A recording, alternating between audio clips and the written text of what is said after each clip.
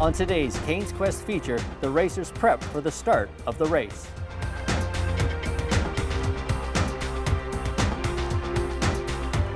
Prior to the race, most teams have been scouting the routes on sleds, checking terrain through maps, and planning the best they can to find an approach that will prove successful in conquering Cain's Quest.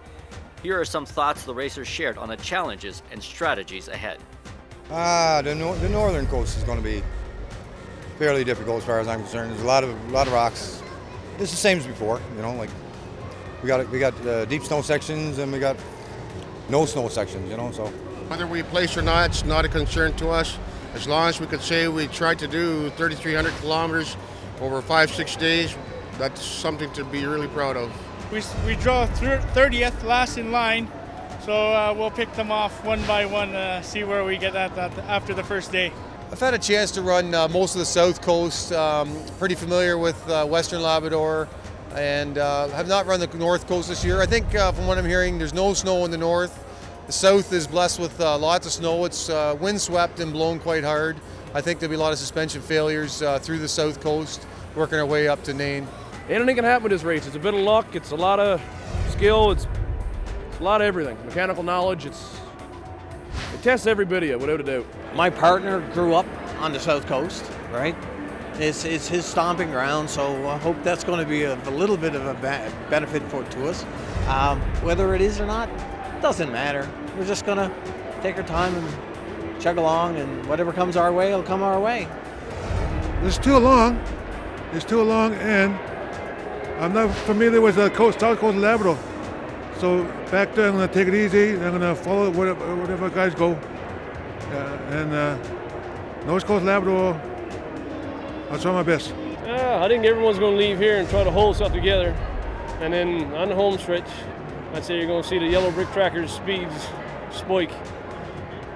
I'd say it's going to break into full race in the last 600-700 kilometers. Part of the challenge of running a backcountry race is for organizers to know who is where and when, what the leaderboard looks like, and of course, safety.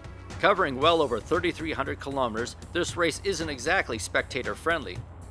So watching online is the attraction for many thousands keen to know the race updates. This year, the Cain's Committee opted for a new tracking partner which transmits ping signals to GPS satellites every 10 minutes from each of the race team sleds. Two reasons. One is for their own safety and for us as organizers to find or locate them in the case of an emergency. And the main priority reason is to provide a viewer or a display of the race for our customers, our public viewing audience, and that's what keeps us alive. Choice of sled is a big decision for each rider as well as a team collectively. The nastiness of the terrain is the ultimate durability test, and of course, brand loyalty comes into question as the partners have to figure out their best options for snowmobiles and what modifications need to be done. We're riding new Yamaha Vipers. Well, first year they were made. The nitro motor been out for a few years.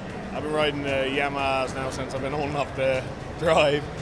So they combined with Arctic Cat this year for the chassis and the 4-stroke nitro motor. So hopefully we got the machine to do the race with. That's the part that got me on board was the Arctic Cat. I've been Arctic Cat pretty much for a few years, and now when they came out with a engine and clutches is the big thing, the Yamaha. I was impressed with that. So with the Arctic Cat chassis and stuff, we're hoping it's something that'll bring us home. I want to advance my Tundra. I had Tundras last time, so we're riding bigger machines this year, the 800s Summits. And I look at the machines, they're easy to stock, though the other ones, right? And easy on the gas, we can go probably 200 kilometers for those Scandics, right? Trying to wreck my lens at the start of the day. Okay, Marty, I haven't done any makeup yet, but I got my hair done. Nice. Amazing, right? So here we are again, 2014. Another race. We're all ready to go.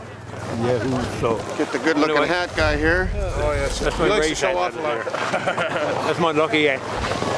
The racers all come back. Well, I wasn't very lucky for Fox. It is race day, and as the teams gather, they also attract local family and friends to the frozen fields of the soccer complex in Labrador City.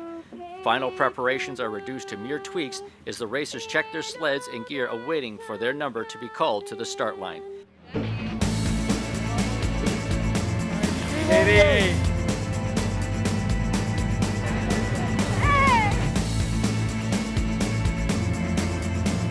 Buddy, there you got her. Next week, the race is on. 3,300 kilometers through the toughest terrain Labrador has to offer.